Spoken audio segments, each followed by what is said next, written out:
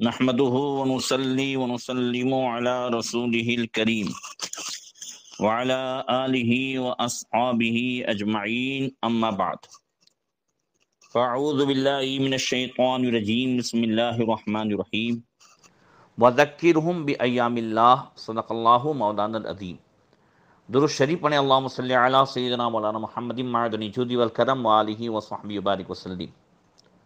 محترم سامعین، ذی الحجہ مہینے کی 19 تاریخ خلیفہ اعلیٰ حضرت صدر الافاضل فخر المماثل حضرت علامہ مولانا مفتی سید محمد نعیم الدین مراد آبادی رحمۃ اللہ تعالی علیہ کے وصال کا دن ہے۔ حضرت مولانا نعیم الدین مراد آبادی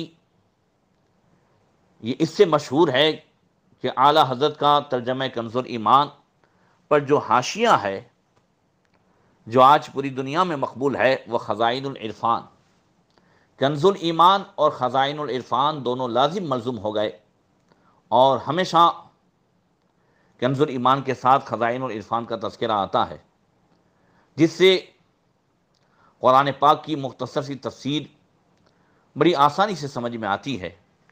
یہ آپ ہی کا لکھا ہوا حاشیہ ہے۔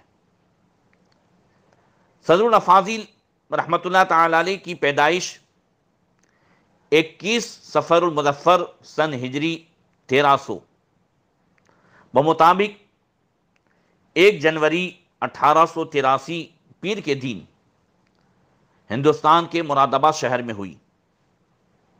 آپ کا نام اسم گرامی محمد نعیم الدین رکھا گیا اور تاریخی نام غلام مصطفیٰ۔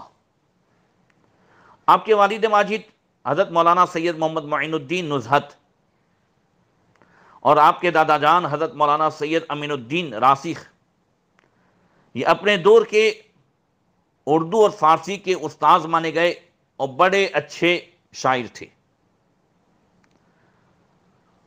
اور آپ کے والد حضرت مولانا سید محمد معین الدین کے کئی فرزند قرآن کے حافظ ہونے کے بعد وفات پا چکے تھے۔ جب صدر الافاضل کی پیدائش ہوئی تو آپ کے والد ماجد مولانا معین الدین نے یہ منت مانی کہ اگر یہ میرا بچہ زندہ رہا اور اللہ تعالیٰ نے اسے زندگی بخشی تو میں اس لڑکے کو خدمت دین کے لیے وقف کر دوں گا۔ سبحان اللہ۔ حضرت صدر الافاضل پیدا ہوئے، بڑے ہوئے، اردو فارسی کی تعلیم آپ نے والد ماجد سے حاصل کی، پھر مولانا ابو الفضل فضل احمد سے عربی کی چند کتابیں پڑھی، اور اسی کے ساتھ ساتھ آپ کے جو استاد تھے حضرت مولانا ابو الفضل کو سرکار کی نعت سے بڑا عشق تھا۔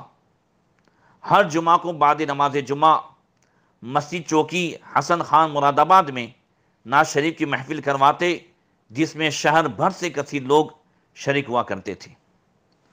حضرت صدر الافاضل نے ابتدائی کتابیں ان سے پڑھی، اور اس کے بعد بہت بڑے شیخ الحدیث امام العلماء جامع المعقول و منقول حضرت علامہ مولانا سید محمد گل قادری رحمۃ اللہ تعالی علیہ کی خدمت میں حاضر ہوئے، اور آپ کے والد ماجد نے عرض کی کہ حضور یہ صاحبزادہ نہایت ذکی و فہیم ہے، میری خواہش ہے کہ درس نظامی کی بقیہ کتابیں آپ کے پاس پڑھیں۔ حضرت نے قبول فرمایا، چنانچہ صدر الافاضل نے استاد الاساتذہ حضرت مولانا سید محمد گل قادری رحمۃ اللہ تعالی علیہ سے منطق، فلسفہ، ریاضی اور بہت سارے علوم و فنون کی کتابیں پڑھیں، تفسیر، حدیث، فقہ وغیرہ، اور وہاں سے سند حاصل کی۔ اسی کے ساتھ ساتھ آپ کا جو سند حدیث کا سلسلہ ہے وہ قدوۃ الفضلاء عمدۃ المحققین حضرت مولانا سید محمد مکی رحمۃ اللہ تعالی علیہ خطیب و مدرس مسجد الحرام کے ذریعے محشی در مختار خاتم المحققین سید احمد طحطاوی رحمۃ اللہ تعالی علیہ سے ملتا ہے، جن کی سند عرب و عجم میں بہت مشہور ہے۔ اس کے بعد 20 سال کی عظیم الشان جب عمر ہو گئی تو بہت بڑے جلسے میں علماء کرام نے آپ کی دستار بندی فرمائی، یہ عیسوی سن 1902 کا واقعہ ہے۔ اسی کے ساتھ ساتھ صدر اللہ فاضل اور بھی علم میں مشغول ہوتے رہے۔ صدر اللہ فاضل رحمۃ اللہ تعالی علیہ علم ظاہری سے مالا مال ہونے کے بعد پیر کی جستجو میں پیلی بھیت حضرت شاہ جی میاں محمد شیر میاں رحمۃ اللہ تعالی علیہ کی خدمت میں حاضر ہوئے۔ حضرت شاہ صاحب بڑی محبت سے پیش آئے، اور اس سے پہلے کہ حضور صدر اللہ فاضل کچھ کہتے، مرید ہونے کے لیے عرض کرتے کہ حضرت شاہ محمد شیر میاں رحمۃ اللہ تعالی علیہ نے فرمایا، میاں مراد آباد میں مولانا سید محمد گل قادری رحمۃ اللہ تعالی علیہ بڑی اچھی صورت ہے، مراد آباد جاتا ہوں تو انہی کی خدمت میں حاضر ہوتا ہوں، آپ جس ارادے سے آئے ہیں آپ کا حصہ بھی وہی ہے۔ سبحان اللہ۔ چنانچہ صدر الافاضل مراد آباد واپس آئے، اور جن سے پڑھا تھا وہی حضرت مولانا سید محمد گل قادری رحمۃ اللہ تعالی علیہ نے دیکھتے ہی ارشاد فرمایا، شاہ جی میاں صاحب کی وہاں ہو کے آئے؟ اچھا، پرسوں جمعہ ہے، نماز فجر کے بعد آنا اور اپنا حصہ لے جانا، آپ کو عطا کر دیا جائے گا۔ تیسرے دن جمعہ کے دن بعد نماز فجر حضرت مولانا شاہ محمد گل قادری رحمۃ اللہ تعالی علیہ نے آپ کو قاضی سلسلے میں بیعت فرمایا، اور جو حصہ تھا وہ عطا فرمایا۔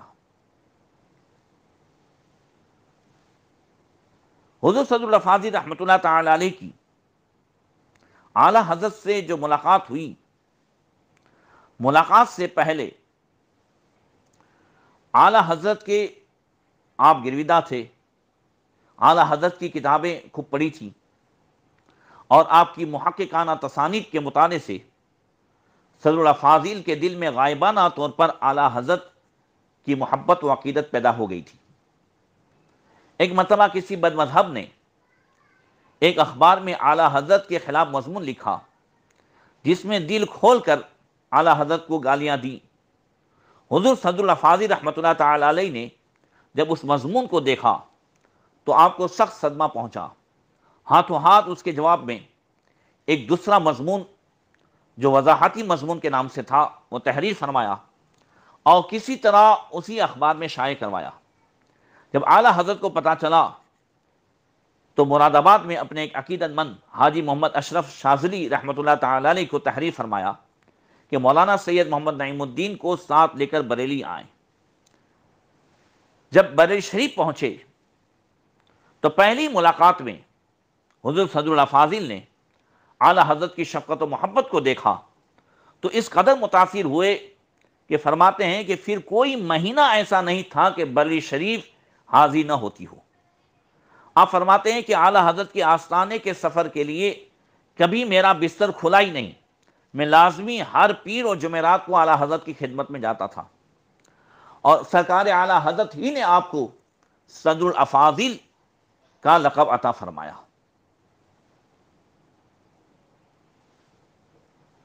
اور اعلیٰ حضرت کی بارگاہ میں مقبولیت اس انداز سے بھی دیکھیں کہ ابھی 20 سال کی آپ کی عمر تھی، اور اسی طالب علم کے زمانے میں آپ مختلف جو اخبار نکلتے تھے ان تمام میں مضمون لکھتے تھے، اور یہ مضمون کلکتہ کے الہلال اور البلاغ میں شائع ہوتے رہے۔ اسی دوران آپ نے یہ خیال فرمایا کہ مدنی آقا صلی اللہ علیہ وسلم کی علم غیب پر ایک ایسی جامع کتاب ہونی چاہیے کہ جس سے جتنے بھی اعتراض کرنے والے ہیں ان تمام کے جتنے شکوک و شبہات ہیں وہ سب دور ہو جائیں۔ چنانچہ اس پر پوری ایک کتاب لکھی آپ نے علم غیب کے موضوع پر، اور اس وقت جگہ جگہ تو کتب خانے نہیں تھے، نہ کتابوں کی اتنی فراوانی تھی، لہذا آپ جو مصطفیٰ آباد میں رامپور میں کتب خانہ تھا وہاں بار بار تشریف لے جاتے، وہاں سے کتابیں نکال کر آپ نے ایک بہت اچھی کتاب لکھی جس کا نام تھا الکلمۃ العلیٰ لإعلام علم المصطفیٰ۔ یہ 20 سال کی عمر میں جہاں فارغ ہوئے تو یہ کتاب بھی شائع ہو چکی، اور حاجی محمد اشرف شاذلی رحمۃ اللہ تعالی علیہ نے اس کتاب کو اعلیٰ حضرت کی خدمت میں پیش کیا۔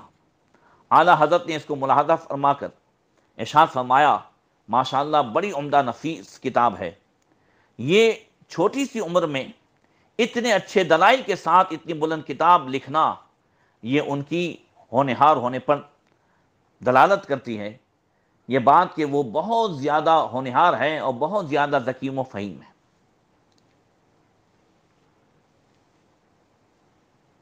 اسی کے ساتھ ساتھ سرکار اعلی حضرت نے آپ کو اپنی اجازت و خلافت عطا فرمائے، اور جہاں کہیں بھی مناظرے کی بات آتی تو حضور سرکار اعلی حضرت فرقہ باطلہ کے رد کے لیے اور مناظرات میں گفتگو کے لیے حضور صدر الافاضل کو اپنا وکیل خاص بنا کر بھیجتے۔ اسی وجہ سے اپنے خلفاء کا تذکرہ جو فرمایا اس میں فرمایا کہ میرے نعیم الدین کو نعمت دے، اس سے بلا میں سماتے یہ ہیں۔ بلکہ صدر الافاضل کی بارگاہ اعلی حضرت میں یہاں تک مقبولیت تھی، اور آپ کے ان خلفاء ممتاز خلفاء میں سے تھے کہ جن کو اعلی حضرت کی مزاج عالی میں بڑا دخل تھا۔ اعلی حضرت حضور صدر الافاضل کے مشوروں کو قبول بھی فرماتے اور ساتھ میں اظہار مسند بھی فرماتے۔ الطاری الداری کی تصنیف پر جب مسودہ حضور صدر الافاضل کو دکھایا گیا تو اعلی حضرت کی بارگاہ میں آپ نے عرض کی کہ اس سے کثیر مضمون کے بارے میں کہ یہ نکال دیا جائے یا نکال دیا جائے، تو اعلی حضرت نے آپ کی اس عرض پر بہت ساری باتیں اس میں سے نکال دی۔ اللہ اکبر۔ اسی کے ساتھ ساتھ صدر الافاضل رحمۃ اللہ تعالی علیہ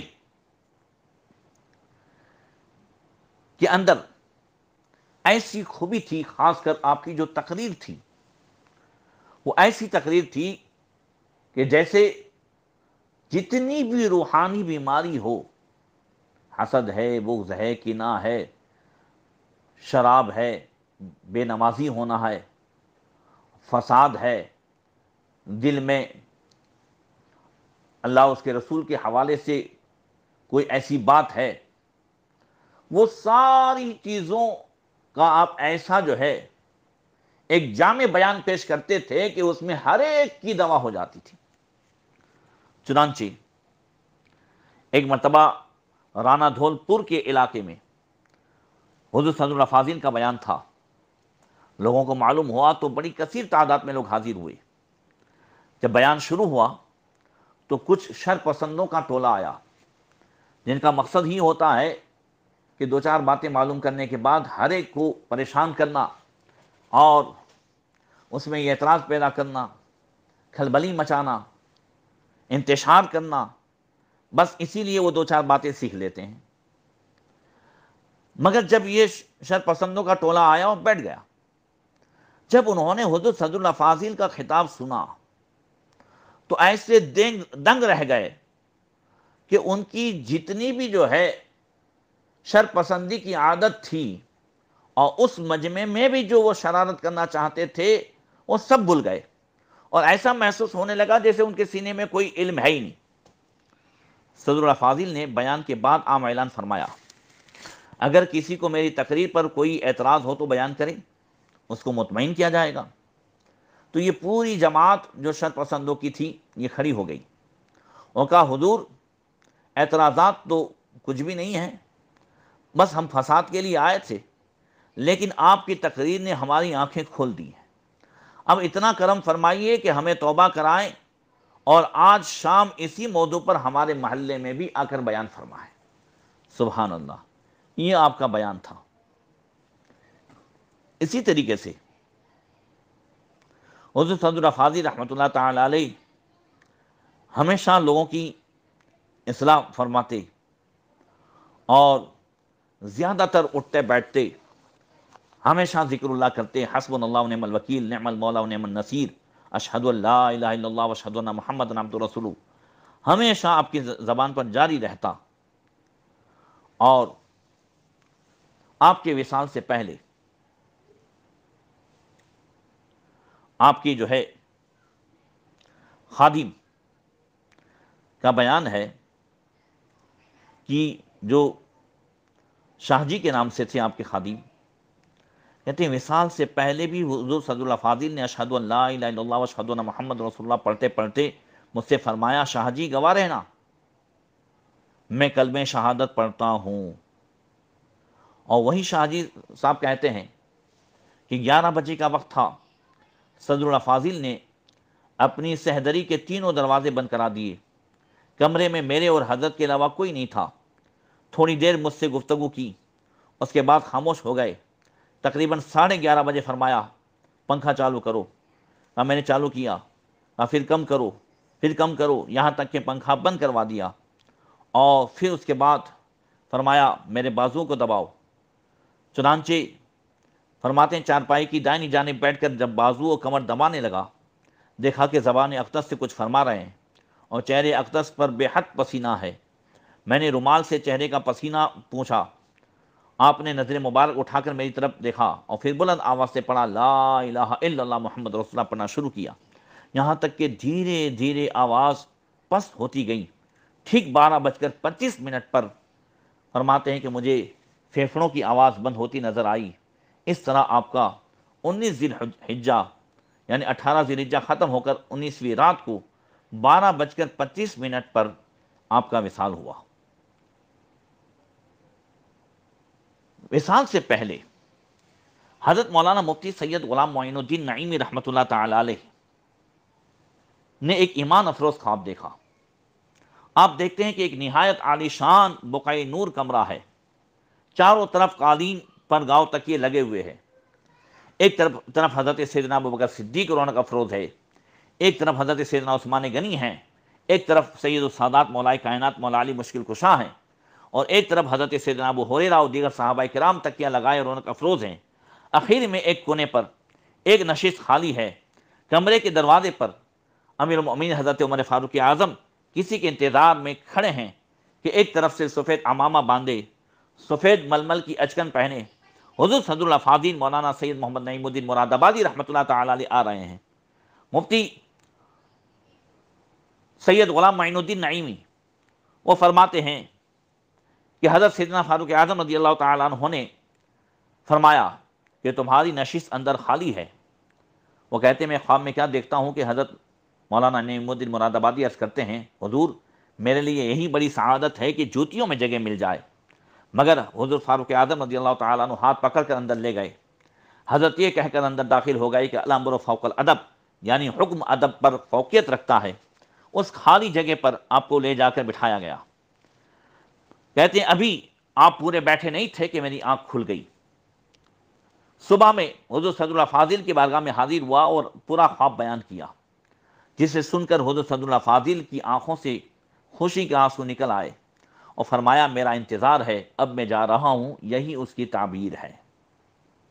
اور وصال کے بعد حکیم الامت مفتی احمد یار خان صاحب نعیمی رحمۃ اللہ تعالی علیہ جو حج بیت اللہ تشریف لے گئے، وہ فرماتے ہیں کہ جب مدینہ منورہ میں سرکار عالم صلی اللہ علیہ وسلم کی بارگاہ میں حاضر ہوا تو سنہری جالیوں کے قریب دیکھا کہ حضور صدر الافاضل بھی مجمع میں موجود ہے۔ ملاقات کی ہمت تو نہیں ہوئی، کیونکہ بعد اب لوگ وہاں بات چیت نہیں کرتے۔ صلاۃ و سلام سے فارغ ہونے کے بعد جب حضور صدر الافاضل کو تلاش کیا، حکیم محمد فرماتے ہیں ادھر دیکھا ادھر دیکھا، کہیں ملاقات نہیں ہوئی، تو سوچا کہ جب یہاں تشریف لائے ہیں تو خطب مدینہ حضرت مولانا ضیاء الدین مدنی رحمۃ اللہ تعالی علیہ کی بارگاہ میں ضرور حاضر ہوئے ہوں گے۔ وہاں علماء عرب و عجم اور علماء ہند و پاک سب جو ہے حاضر ہوتے تھے۔ جب وہاں پہنچا تو وہاں بھی کوئی خبر نہیں تھی۔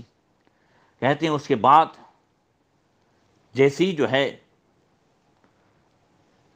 وہاں پہنچنے کے بعد معلوم ہوا کہ فنا دین تار آیا ہے اور حضرت صدر الافاضل مولانا نعیم الدین مراد آبادی کا وصال ہو گیا۔ حضور حکیم علمت فرماتے ہیں کہ جس دن وصال ہوا ہے اور جس دن میں حاضر تھا، دونوں ٹائم کو ملایا تو یہ وہی ٹائم تھا کہ ادھر آپ کا وصال ہوا ہے، ادھر بارگاہ رسالت میں آپ کو دیکھا گیا ہے۔ سبحان اللہ۔ مدینے کا مسافر ہند سے پہنچا مدینے میں، قدم رکھنے کی نوبت بھی نہ آئی تھی سفینے میں، اللہ تبارک و تعالیٰ ان کے فیض و برکات سے مالا مال فرمائے۔ السلام علیکم ورحمۃ اللہ۔